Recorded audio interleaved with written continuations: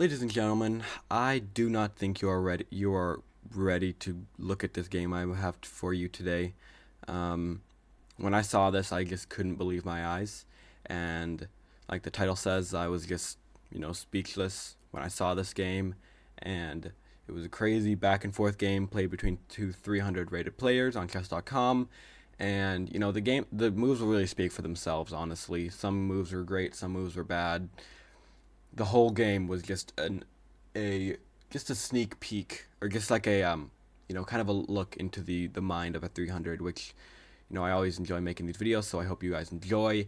And you gotta watch this video. Believe me, this game was crazy. And yeah, with that being said, let us get right into it. All right, so our protagonists are Whittle playing with white pieces, and his opponent is Booney playing with black pieces, and they are both rated.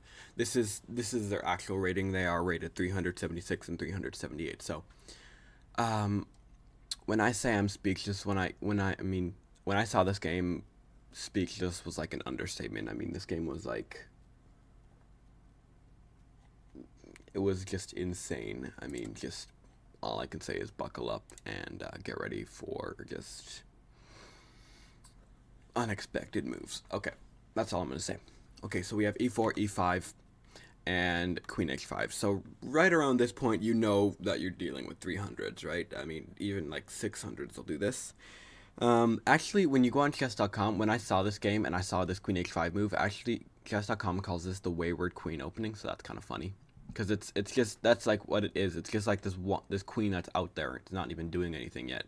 I mean, it's attacking the pawn, yeah, but black gives up the pawn, so now it can just take the pawn. And now we have queen e7. We have a trade of queens right off the bat. And now we have g3, which does kind of nothing because you lose the pawn. And now we have bishop to g2, attacking the knight. The knight goes to c5, and now we have knight to c3 and knight to c6. Okay, so yeah, the point of knight c6 is you want to gallop in there to d4 and then maybe fork the king and the rook on c2. So we have d4, which just loses a pawn, and black spots it. And now you have to defend that pawn on c2, which white does by playing king d1. Okay, king d1, I don't think there was any other move besides that. You could play king d2, but king d1 is better. I like king d1 more because you can get the dark square bishop out there. And now we have d6, bringing the light square bishop out. And now we have bishop to e3, attacking the knight. And we have bishop to f6, defending the knight. And now we have knight into e5, attacking the bishop and attacking the knight. The knight hops. Okay, the knight was attacked and didn't go like there, couldn't have gone there, couldn't have taken, couldn't have gone there, couldn't have gone there, but instead decides to sacrifice itself and just die right there on the d3 square. Now we have bishop to g4 check, which can be very easily blocked by playing f3, which is probably one of the best moves. And now black should probably back the bishop up, but no, instead we have knight takes f3, which is, just like a high-level move. It's just a high-level move. We have knight takes f3, now bishop takes f3, which is probably the worst move you can play, because now you are up 2 pieces for 2 pawns, which is just, you're up material. And black in this position decides, with their bishop under attack, decides to long castle, which, I can't really hate, but it's just terrible. I can't hate this move. These guys are 300, cut them some slack, right? We have knight takes f6, which is probably one of the best moves because you're giving your opponent less pieces to play with, which will make them sad and want to quit. G takes f6. Bishop g4 check. Now we have king b8 and rook f1. So just attacking, and there's no way to defend that pawn. So we have rook e8, which is attacking the bishop. Rook takes f6. At some point, y'all got to realize these moves you're playing just don't make sense, and hopefully you come to that point soon, because it's pretty bad. It's pretty bad watching these moves. Seriously, it's pretty bad. Rook takes e3. And now white is just up a bishop for a pawn, not two bishops. King d2 though, which is not bad. Now you can get the rook out there. Rook to e6, offering a trade, I guess. I guess you call it a trade. It really just benefits white because now they have a rook and a bishop versus a rook. And actually, white takes with the bishop instead, so now it's even worse because now you have two rooks. F takes e6, and now you can take the pawn. So now you are just up a rook. Just a clean rook up.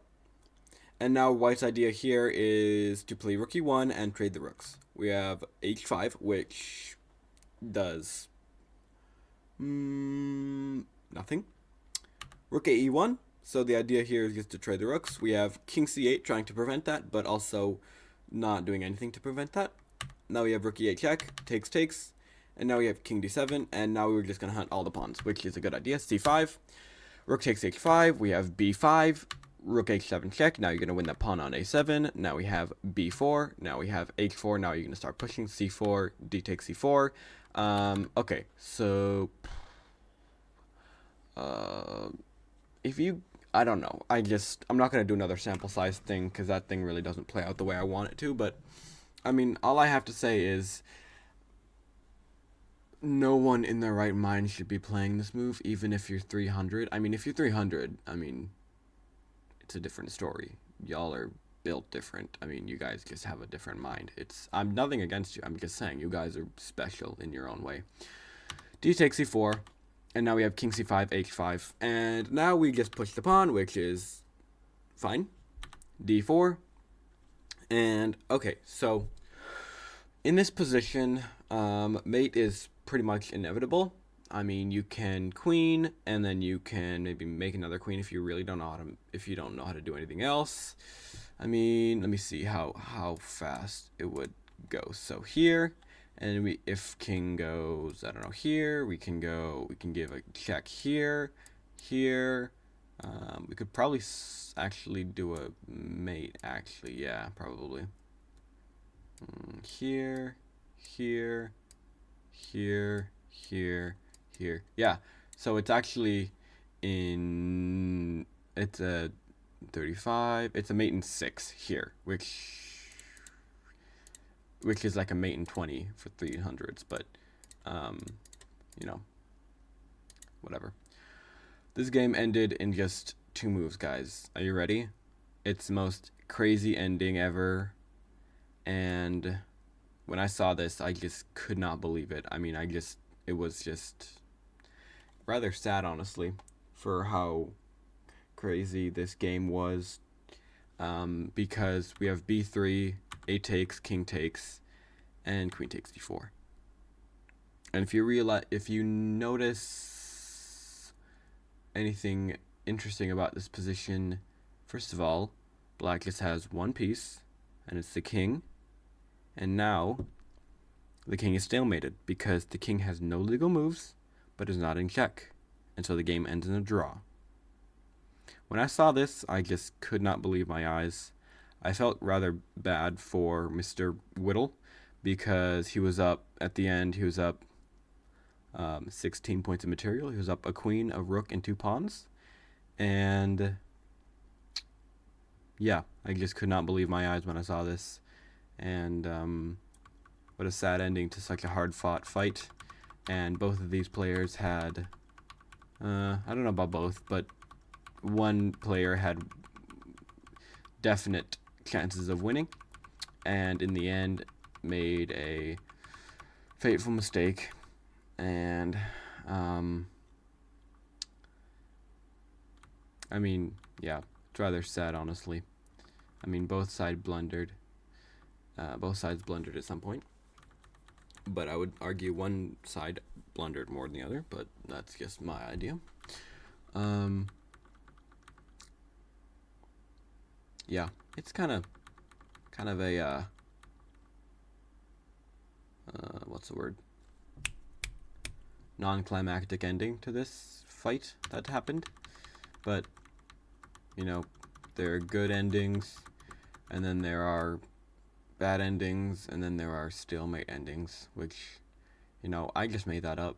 So if anybody wants to buy that quote from me, I'll give it to them for just about $2,000 if you want to buy that quote from me. Yeah, you can just wire me $2,000 and I'll give you that quote. There are good endings, there are bad endings, and then there are stalemate endings. Okay. Yeah, so it ends in stalemate.